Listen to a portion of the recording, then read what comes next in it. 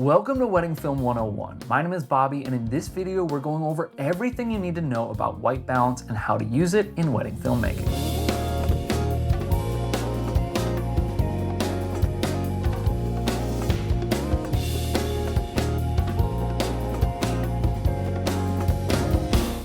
So what is white balance? Well, it's exactly what it sounds like, the balance of color to determine your white levels, or essentially the color adjustment in your camera to make sure that your whites look white depending on the color of the light around you.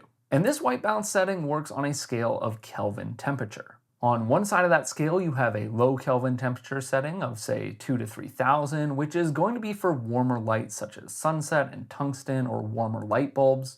For daylight, you're generally going to find yourself in the 5500 to 6000 range, and for overcast and shade, you'll find yourself even higher. And there are three main types of settings when it comes to white balance, so let's talk about them.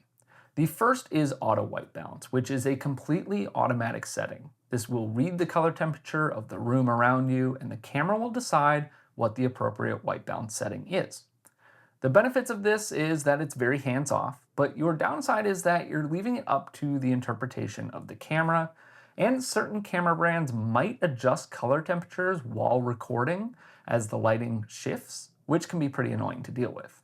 The next type of setting would be pre-programmed white balance settings, and you'll see a variety of these such as tungsten, daylight, or shade. These are preset Kelvin temperatures based on where these light sources generally fall. The advantage of these is that they are still fairly quick and easy to use, and they can be a nice, generally correct white balance setting that you can use even if you don't completely understand Kelvin temperatures. And the downside is that while they are generally close, these values are set at a specific Kelvin temperature, so they might be slightly off of where your preference lies. And finally is the Kelvin setting, represented with a big K, which is essentially manual control of your white balance. This will require you to understand the Kelvin scale in order to work efficiently, but if you can memorize the general points that different light sources land on that scale, then you can usually start there and adjust to your liking.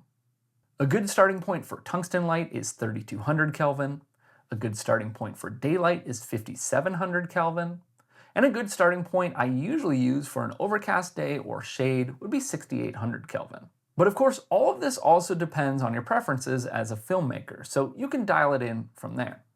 Some people prefer a warmer look, while some prefer a cooler look. So be sure to use the settings that work best for your style.